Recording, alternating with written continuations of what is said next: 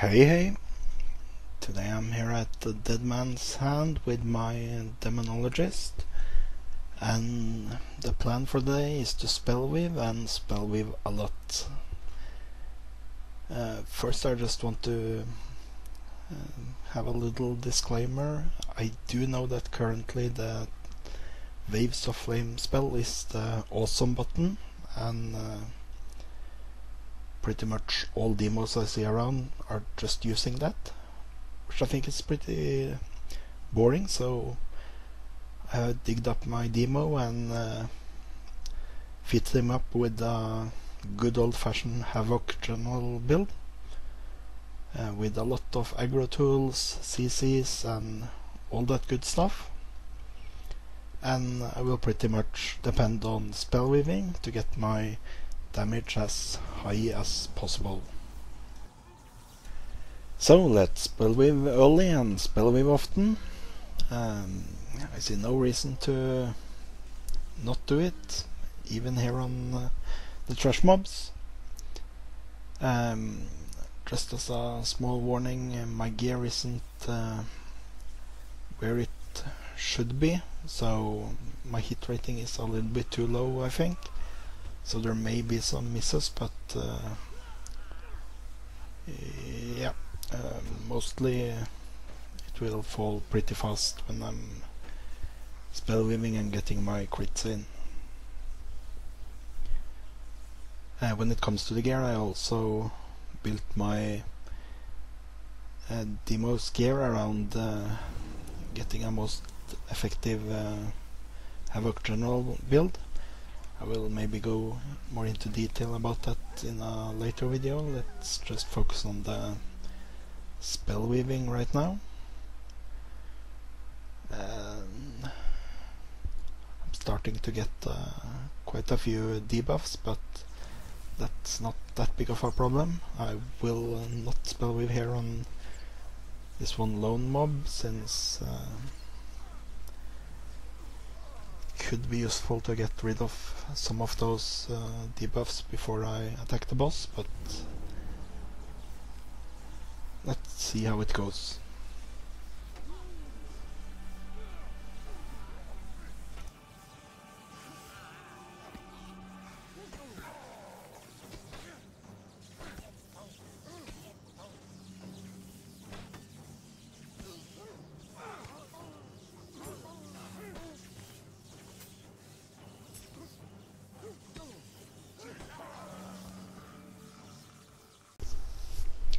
So now we have the first boss fight coming up, and we do know that in this fight there will be some movement, but that shouldn't be stopping us from doing what we are have set out to do here now. So let's spellweave. And there is that sweet crit buff. Now, before he runs away, we should slow him, like that.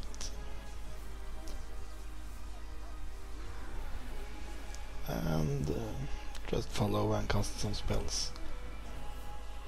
That was Hands of the Underworld, if you didn't catch the slow spell. And coming here, he should be almost at 50%. So we don't have time to go up in spellweave actually at this point, unfortunately. Let's kill that, then run up and get ready to finish him off. And as this video is all about, let's spellweave.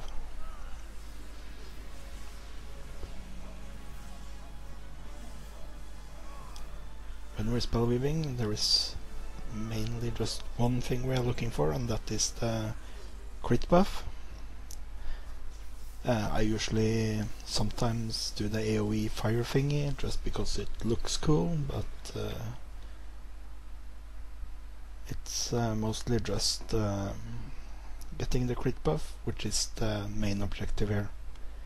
On longer fights, you probably want to use that energy regen buff as well, between the crit buffs. The crit buffs have a cooldown of 20 seconds, so you will usually get more procs of the Spellweave buffs than you can use on your crits.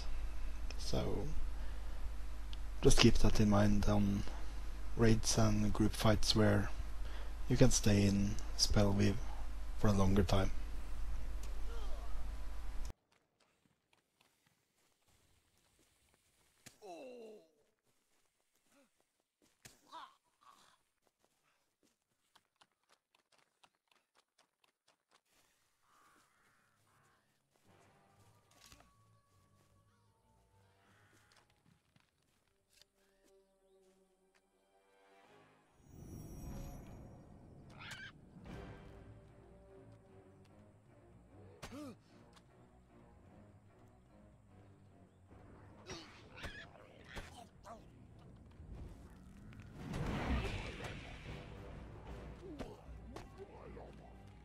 A little bit of hiccup coming here. I don't know why that is happening. For some reason it happens almost every time I run this instance, but not that big of a deal. Just continuing, running forward.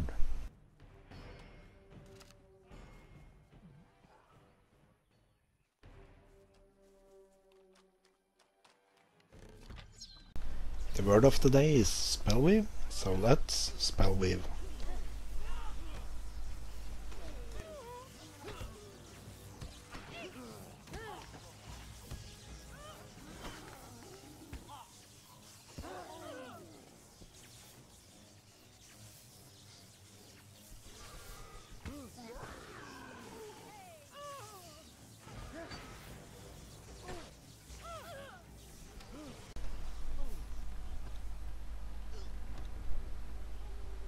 A little bit of unexpected company here. I think I'm just going to reset those since I'm pretty low on mana right now. Usually I don't have those following me here, but I guess not a big deal at all. And more of them. Okay, let's just bring some more friends over here and let's Spellweave some more. There should be more coming out there. Let's see, let's bring them in. There we go.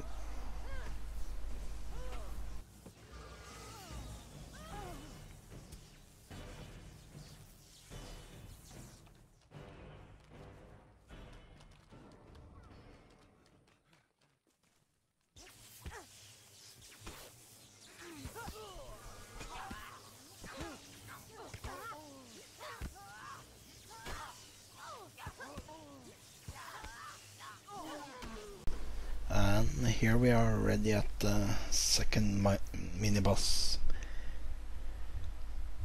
For this fight we can't actually start Spellweaving at once since she will be doing some CC. Unfortunately that will delay us a little bit, but let's get this underway. Got some spells and now we're good to go. So back up on the table and let her have it. And all demos, did you actually notice what happened there when I was finished casting Phase Shift? Actually it removed so much aggro from my demo that actually his pet did grab aggro for a short moment there. Yeah, that is how powerful that actually is at removing hate from your char. So maybe next time you are in a raid or group instance, use that spell proactive. Don't wait until you have aggro before using it. Just use it to remove hate once in a while. At least that is how I prefer to do it. So, second boss is down, and we continue back to the beginning village.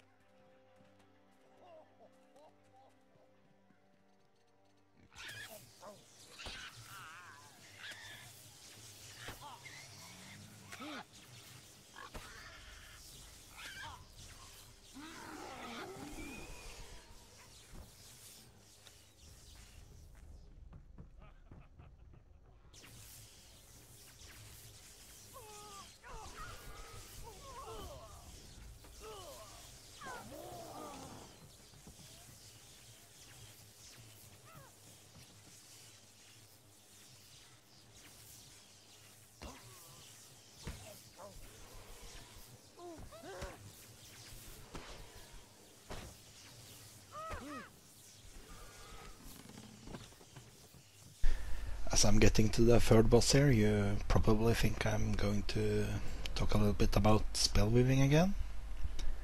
If you thought that, yeah, that's correct. Demos, why don't you spellweave more?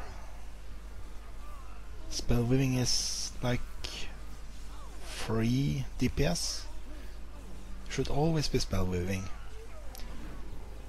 If you get some negative buffs, who really cares? Just get up in Spellweave, activate your pacts. Actually, I should be talking more about pacts as well. Pacts are also important. Use them. It's just some damage to yourself, nothing important. So, let's keep that in mind now. First we Spellweave, then we activate the pacts. Demos, why can't you be doing that all of the time?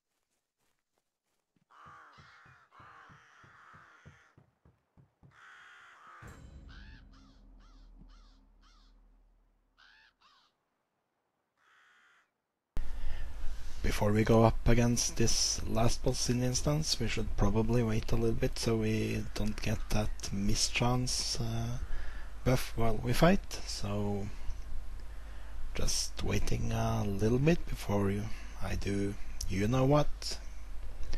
So let's see, there we go.